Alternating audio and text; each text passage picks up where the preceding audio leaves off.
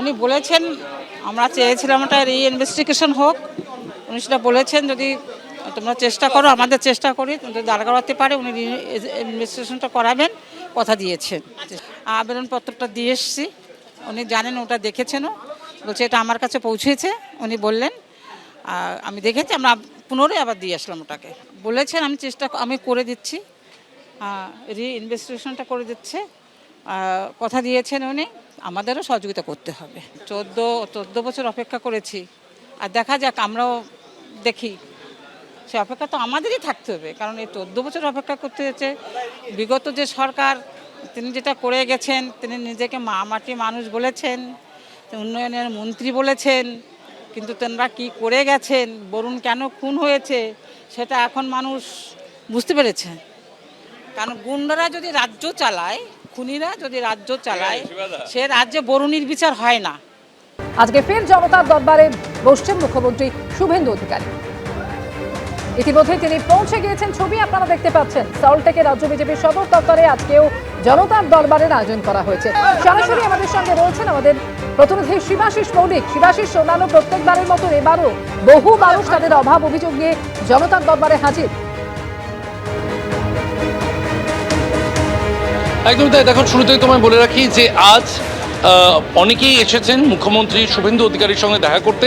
রাজ্য বিজেপি দপ্তর, বিধাননগরের যে রাজ্য বিজেপি দপ্তর, সেখানে আমি দাঁড়িয়ে রয়েছি এবং এখানেই দোতলায় কিন্তু রয়েছেন মুখ্যমন্ত্রী শুভেন্দু অধিকারী।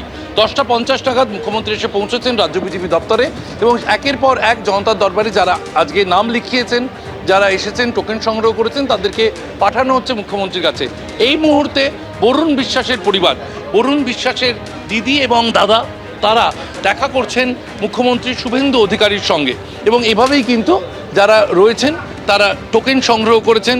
তাদের যে অভিযোগ, তাদের যে চিঠি, তা ফাইলটির মধ্যে নিয়ে কিন্তু পরিচয়পত্র সহ তারা যাচ্ছেন গিয়ে মুখ্যমন্ত্রীর সাথে দেখা করতে। মূলত কি বিষয়ে কথা বলতে? মূলত বিষয়, বিগত গভর্নমেন্ট, আমরা কলকাতা পুলিশ হোমগার্ডে 2009 থেকে চাকরি করি। বিগত গভর্নমেন্ট আমাদের 2020 সাল থেকে ডিমোবিলাইজড করে রেখেছে। তাই আমরা আমাদের মানবিক মুখ্যমন্ত্রীর কাছে কাতর প্রার্থনা নিয়ে এসেছি যাতে আমরা পুনরায় জয়েন করতে পারি এবং আমাদের বৃদ্ধ বাবা মা এবং সন্তানদের বুকে দুমুঠো অন্ন তুলে দিতে পারি। অর্থাৎ পেশা সংক্রান্ত জটিলতার কারণে কিন্তু অনেকেই আসছেন, তার মধ্যে কেউ শিক্ষক, কেউ হোমগার্ড, কেউ বা চাকুরি প্রার্থী, তারা আসছেন এবং তারা এভাবেই কিন্তু জনতার দরবারে মুখ্যমন্ত্রী শুভেন্দু অধিকারীর সঙ্গে দেখা করছেন, তাদের অভিযোগ জানাচ্ছেন। কেউ বা বিচারের আশায় আসছেন। যে কথা বলছিলাম, বরুণ বিশ্বাসের দিদি প্রমীলা রায় বিশ্বাস এবং তার দাদা অসিত বিশ্বাস, তারা এসেছেন, তারা অভিযোগ নিয়ে গেছেন। এই মুহূর্তে মুখ্যমন্ত্রীর সঙ্গে তারা কথা বলছেন। মুখ্যমন্ত্রী শুভেন্দু অধিকারীর কাছে তারা তাদের যে অভিযোগ আছে সেই অভিযোগ তুলে ধরছেন এবং তারা পুনর্তদন্ত দাবি করছেন। সিআইডি দিয়েই পুনর্তদন্ত করা হোক, কারণ এতদিন সিআইডি যে তদন্ত করেছে বিগত সরকারের সঙ্গে মূল অভিযুক্ত বিশেষভাবে যুক্ত এবং সে কারণেই তদন্ত সঠিকভাবে হয়নি, এমনটাই অভিযোগ বরুণ বিশ্বাসের পরিবারের। আগামীকাল 5ই জুলাই তার মৃত্যুর 14 বছর পার হয়ে যাচ্ছে, এখনও তারা সুবিচার পাননি, এমনটাই অভিযোগ করছে পরিবার এবং সেইভাবেই কিন্তু আজ মুখ্যমন্ত্রীর দ্বারস্থ হচ্ছেন তারা। একদিকে যেমন বিচারের আশায় কেউ এসেছেন, কেউ পেশা সংক্রান্ত সমস্যায় এসেছেন, আরও একটা বড় অভিযোগ দেখা যাচ্ছে চিকিৎসা সংক্রান্ত সহযোগিতার জন্য কিন্তু অনেকেই এসেছেন। তাদের মধ্যে কেউ লিভার সিরোসিসে ভুগছেন, কেউ বা ক্যান্সার আক্রান্ত, তারা চিকিৎসায় সাহায্যের জন্য মুখ্যমন্ত্রীর সাহায্য চাইছেন এবং তারা এসেছেন এই জনতার দরবারে। অর্থাৎ নানান অভাব অভিযোগের কথা জানাতেই আজকে মুখ্যমন্ত্রীর দ্বারস্থ হয়েছেন বহু মানুষ। এবিপি আনন্দ, এগিয়ে থাকে, এগিয়ে রাখে।